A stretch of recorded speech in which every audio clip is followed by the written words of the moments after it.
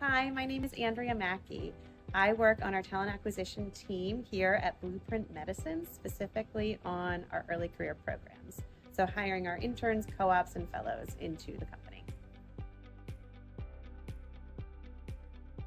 When you're preparing for an interview, the most important thing that you can do is research on the company.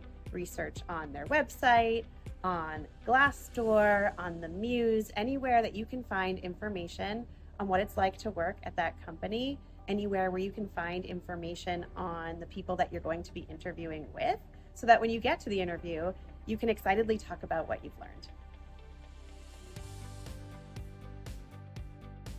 So when going into an interview, you can expect to get a whole array of questions. A common question that you'll get is, tell me about yourself. This is incredibly broad, and it can be a little alarming to get it in the moment. And I suggest that you practice ahead of time. What are the things that you would want the company to know about you in 60 seconds or less?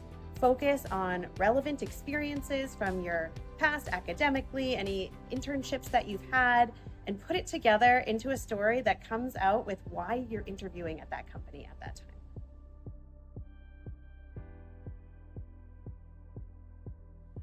A common type of interview question that you might get is called behavioral interviewing.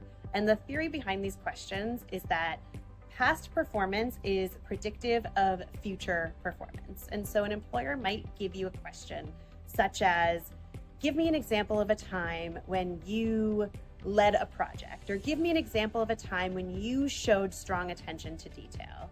And again, in these moments, it can be hard to come up with that example on the spot. And so what I recommend that you do is take the time to go through your own resume and look at the experiences that you've had in the classroom, in any sort of work experiences that you've had, in extracurricular clubs that you've joined, teams that you've been on, and come up with a list of examples that showcase your skills. When did you take the lead? When did you do something innovative or come up with a new idea? And have that list ready to go. So when you're in the interview and your employer says, give me an example of a time when you led a team, you don't have to come up with the example on the spot. You can look at that list and you can pull out the example that best fits. So that's my recommendation for a behavioral interview answer.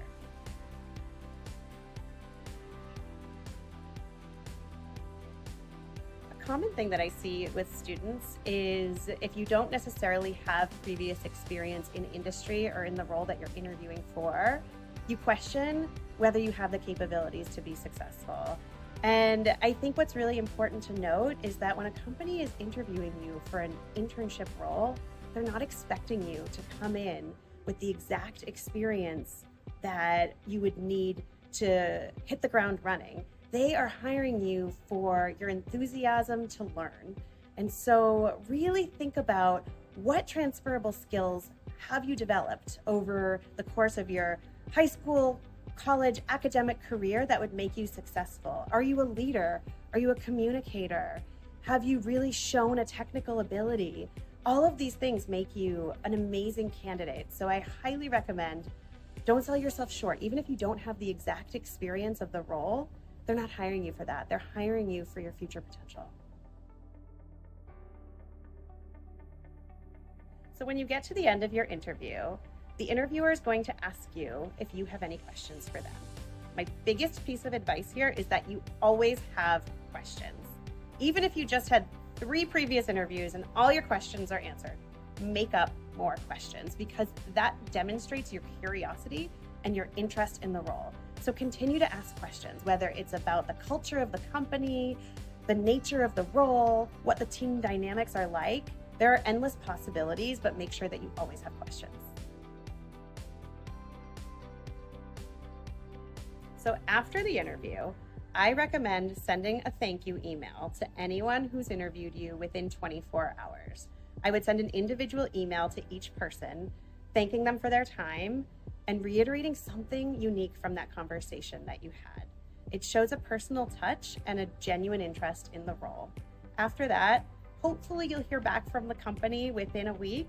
If you haven't, I do recommend one follow-up after a week just to check in on the status of the role. My best piece of advice here is to never give up and continue to persevere. Internship searches can sometimes take a while, and you can sometimes not get the job, but always have confidence in your skills and know that if you keep trying, you will always be successful.